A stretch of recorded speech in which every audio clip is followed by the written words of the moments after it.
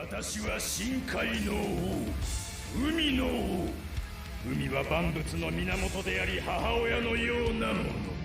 つまり海の支配者である私は世界中全生態系ピラミッドの頂点に立つ存在であるということ。その私に立てついたという。分かった分かった。雨降ってるから早くかかってこい。